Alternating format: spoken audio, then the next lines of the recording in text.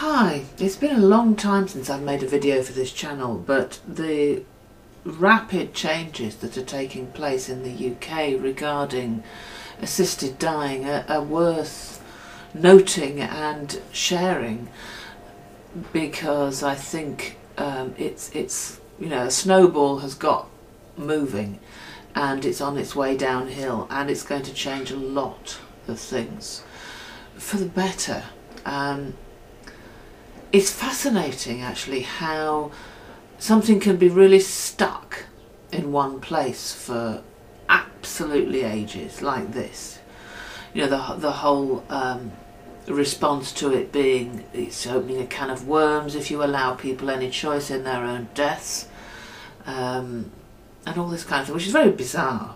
I understand that there need to be safeguards in place for those people, but to allow a doctor to extend life to its absolute end point, irrespective of the suffering that the person is having to endure, is just absolutely lacking in compassion or understanding at all.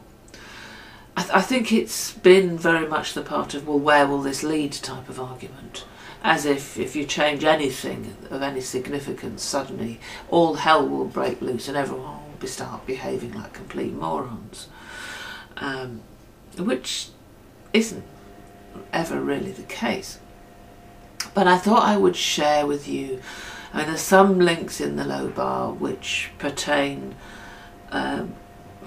to this whole shift that's taking place, some of which is about Dignity in Dying, which is a UK organisation, which, whether you're in the UK or not, I would recommend you took a look at, because it's very interesting and thoughtful, and may well help to start changing things, even if you're not in the UK. It might be a good thing to share in your country, because it is so well considered, and that now the medical profession and religious leaders of all sorts of different persuasions are coming round to the idea that that what they're there for is to alleviate suffering, not to create it. And so minds are changing, and we're very close now to having laws which allow people who are terminally ill to ask for medication which will end their lives slightly sooner than they would otherwise have ended, which seems to me the only compassionate way to go. I think in the longer term it's going to develop. Those of you out there who want the freedom and the choice to have an assisted suicide, even if you're not terminally ill, are going to have to wait. This is a beginnings of something quite significant, a real change of a sort of mass mind towards this whole issue that we all have to face. I'm really pleased that it's suddenly so high in the media's profile.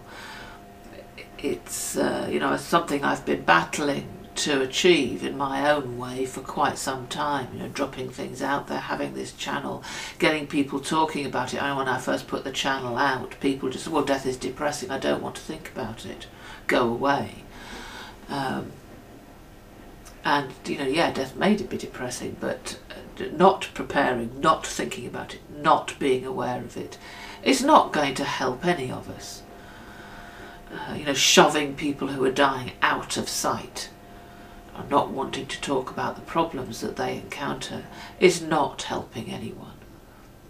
It's as much of a reality as life itself is.